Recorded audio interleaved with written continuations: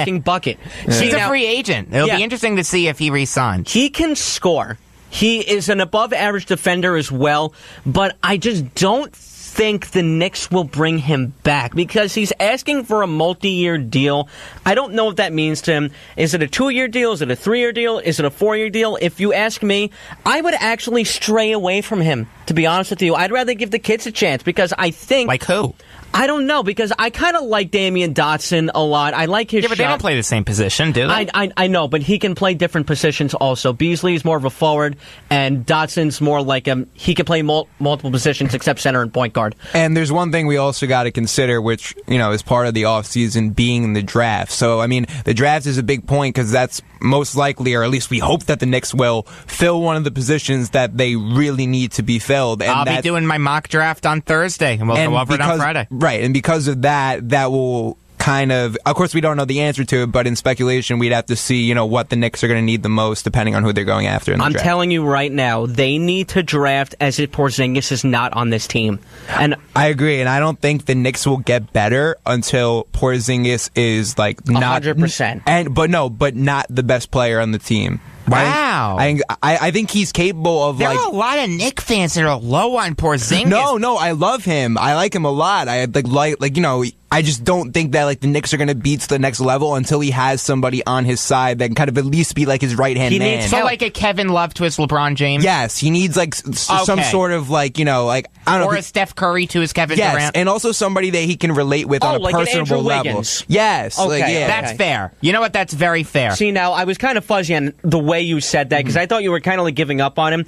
And you're right. A lot of Knicks fans are doing that. Hey, Nick is willing to trade him tomorrow. I don't see why. See, my only concern is that I want him to come back healthy because as big of a player as he is, and getting an ACL injury, the lower part of your body, it's a lot more. It would be a lot different if you were a 6'3" point guard, but because he's 7'3" and he's very lanky and he doesn't have that much muscle, it might be a little bit weird in his recovery. Foot injuries with big men are a tricky mistress. This is going to be a critical draft for the New York Knicks because, like I said before, you need to draft as if Porzingis is not on this team. Right. You need to draft as if you need to win now. Now, that's not the window right now for them to win now because, to be honest with you, Porzingis probably isn't going to play this year, and I'm perfectly fine with that. So what is win now when you have the Golden State Warriors? I didn't mean to cut you off, but that's actually a great point. That's the thing a lot of teams have to look at. If it's at this point if you're on the bubble or you're a 5 to 8 seed, you need to look at the conference or the people or the teams around you and say, especially if you're in the Western Conference, be look,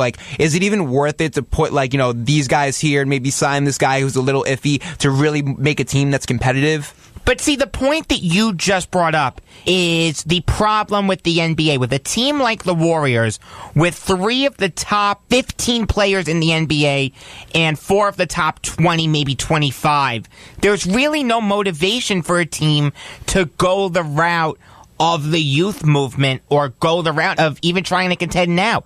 You just have to exist right now. You have to match them. And I have a really good stat for you. You can't do that. Exactly. You have to basically try your best. A team like the Sixers, what are they going to do? And if they bring in LeBron, I don't know if they're better than the Warriors. I don't think so either. Even a team like the Nets, yes, they're getting better, but they're not going to be better than the Warriors anytime soon. I think the only team that's relatively close to the Warriors is the Rockets. Yeah. I think the Warriors-Rockets series was the finals. If Chris Paul had been healthy, the Rockets would have beaten the Warriors. That was really a darn shame, dude. Yeah, and I do agree with you that the Western Conference Finals was the real NBA Finals. I got a good stat for you before we move on here. In the last 30 years, the Warriors are one of 10 teams to win an NBA Finals. That's crazy. 10 teams, the same 10 teams in the 30 years. There's no parity in the NBA.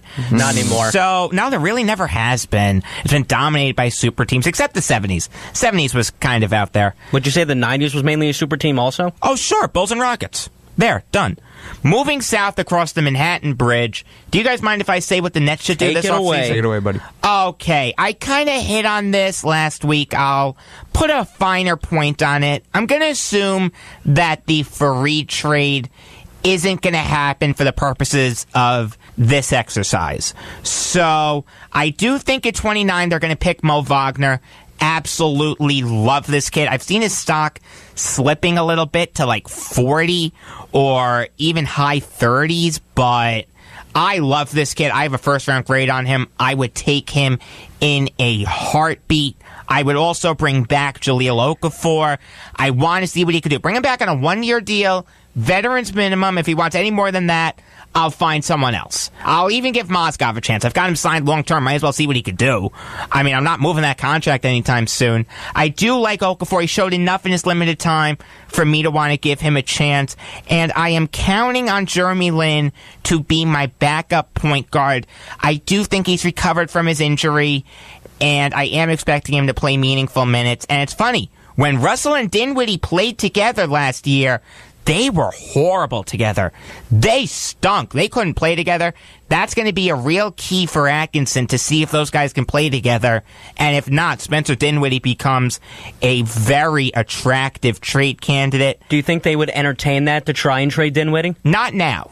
Wait a little bit. Wait until the trade deadline comes and see if him and Russell can play together. Because I have faith that they can play together. You guys know I love Spencer Dinwiddie and I love D'Angelo Russell. I have faith that they can play together, but it's going to be really interesting to see how it works out. Aaron Gordon or Jabari Parker, I really think could sign with the Nets. Parker's a lot more likely than Gordon, especially if the Nets offer Parker a max deal. I don't see the Bucks matching that. If either Gordon or Parker sign, DeMarre Carroll is being traded. That's going to be kind of interesting to see if the Nets can get anything for Carroll. Picks, maybe? Maybe picks, although he seems to do really bad when he's out of Kenny Atkinson's system. So I would be hesitant to give up a lot for him if I was another GM. Maybe a couple seconds. I'll take that for Carroll if I can get Gordon or Parker. And I do think Joe Harris is going to walk. I wanted him traded at the deadline just because there's not a spot for him on this team. The Nets bench next year is Lin, Crabbe, LeVert, Wagner, and Okafor. There's no room for Joe Harris. I think he's going to walk. Maybe Harris will re-sign, but if he does, that means that Lin is being traded, and you would end up trading him at his lowest point, which makes no sense. So you would see LeVert play a lot more backup point guard, and he can do that. He's actually very good at that. Yeah, LeVert's not too bad. I've seen him. I like him a lot. I have a Karis LeVert t-shirt that I ordered from China, actually. How much was that? $12. No. $10. More. I got to factor in international shipping rates. Oh, yeah. So it's like 25 or 30, something like that. LeVert would be the backup point guard. Harris would be the backup shooting guard. And Crabbe would be the backup small forward. I do think if there's no trade, Jahlil Okafor comes back. I really want him back. You guys know I like Okafor. I always did. You're very high on him, and I actually think he's in a very good system with Atkinson. Just give him one more year. Let him play 15, 20 minutes a game. The Nets' window to win is not now. They can afford to have another developmental year. I give them permission to do that. And I won't be calling for anyone's head. So let him play. The worst thing that Kenny Atkinson did this year was not play Okafor. And that's his biggest issue. Talking to the players, Timofey Mozgov said something to the effect of, when I asked why I wasn't playing, Atkinson said, "It's nothing you're doing, you're fine, keep doing what you're doing." Well, clearly doing what I'm doing isn't working if I'm Mozgov. How about you tell them specifically what they're doing wrong and what they can do better? That's my issue with Atkinson. I like Atkinson a lot. Fantastic coach. I can't think of anyone better for the Nets, but you've got to do better in talking to your players. And I would bring Okafor back. Again, I'll repeat it. 1 year deal, minimum salary. If he wants any more than that, I'm letting you walk. I don't have that much faith in you, but I'm willing to give you a chance. I really am. Well, I also believe in what you said before, the relationship between the players and the coaches. You definitely got to keep like a positive morale in the locker room, and it develops chemistry, especially if there's newer players on the roster. I think that's why you have to do it now in all sports. It's not being soft, but like at least give positive criticism. Like you've seen like players that are really maybe in the veteran parts of their career just spring up out of nowhere because they get in a good system and they have a good relationship with the players and the coaches. That Joe Harris, Spencer Dinwiddie. Those guys were out of the league before the Nets got him. Joe Harris was nothing with the Cavs. Spencer Dinwiddie was nothing with the Pistons. They look like really good players now with the Nets. That's my issue. talk to the players. Let them know what they're doing wrong. And then you'll start to see them try more. Because think of it this way. If I were to tell one of you guys you're doing something wrong, but I didn't tell you what it was, that's not helping you.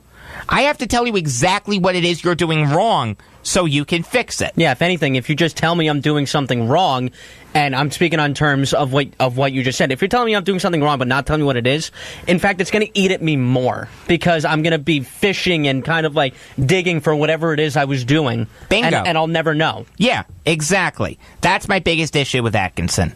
So we've got about 90 seconds left. It's time for the bottom of the ninth.